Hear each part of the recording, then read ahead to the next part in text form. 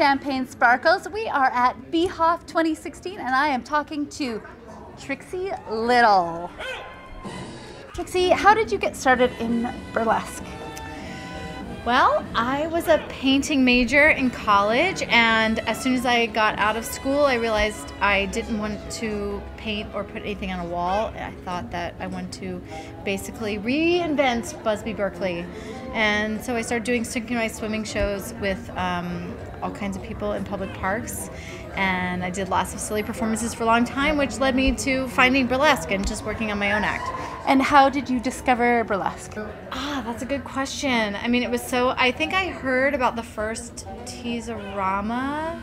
It was kind of like a confluence of things. Like I was going to New York to see different shows, and I think I heard about the first Teaserama in a magazine. Oh, wow. And I was like, that's the thing I've been looking for. I wanted to do something sexy, but feminist and very empowering and performative. And as soon as I found out about it, I just started making acts. And the second Teaserama, I applied, and that was it. And that happened. Mm-hmm. So what have you been doing in the last year as reigning queen of burlesque 2015? Well, becoming the queen of burlesque, doesn't mean that you're not going to continue doing everything your damn self, because you are. It is burlesque. It is burlesque. It is a do-it-yourself movement. Yes. So I self-produced a really large theater show that I'm very proud of called The Queen of Everything, a folkloric folktale. And what's that about? And it is about one woman's journey to free herself from the confines of her mundane existence as a milkmaid at a cuckoo clock, where she must water a garden of dicks every hour on the hour for all of eternity. So she goes on a grand adventure to go find herself in the forest. And what happens in the forest? Everything. Well, she meets the traditional mountain people of the forest. She gets fucked by a wolf. She has to wrestle with her own demons, and then ultimately with a giant queen titty clitty. I have a huge passion for alpine fairy and folk tales. It's been a big thing for me for a long time. So yes, this is my feminist fairy tale. So clearly, you've had a little bit of an adventure recently. I'm just trying new things. Yeah? How's that going? It's going great. I've learned a lot. Having a broken leg, being hit by a New York City taxi cab, and time going by, I've been healing a lot just even this weekend, which has been great. My bruises and my stitches and things have all healed. And is this the next step in your evolution? Yeah, totally. Can you tell us a little bit about your step down act yesterday?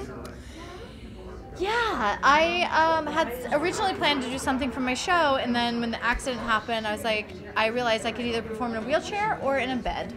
Once I had that impetus, I just set to work. I developed the whole concept, and then once I got here, I had to just round up lots and lots of props, and people really went out of the way to help me, which was amazing. I literally was by the skin of my teeth. I couldn't believe it all came together, and then I never really got to practice all the things. So I was just praying it all worked. Well, as an audience member, it was fucking incredible. How did it feel? I mean, it felt great. I was just I was just trying to get, I'd never rehearsed with the pillow. I'd never rehearsed with, getting the lipstick out. I mean, I've rehearsed that in different ways many times, but, that. You put on lipstick a few times? Well, and also pulling things out of my vagina. I have done that a lot, but, so all the things, and just, it's being on stage. I mean, it was really fun for me. I was very relieved. I was just happy. Honestly, I'm so happy that I could be here. I mean, there's literally, if I had waited one more day, I wouldn't have been able to. I had to change my flights. I had to get extra leg room. I had to have someone pay for the flights, because then they were suddenly very expensive. I had someone travel with me, and it was a lot to coordinate to be here. So I'm just glad it all happened. Well, I'm very happy that you were able to come. Me too. It's nice to be alive. Alive is very good. Once your convalescing is over and you got some good healing and some full leg functionality, what happens next? I don't know. Maybe I'll move to Berlin or Vancouver. I'm not sure. I'm both fabulous looking places. for an adventure. I'm also, looking to. I really like collaborating with artists. I'm going to go where I can be around artists, and New York is amazing. All my greatest friends are there.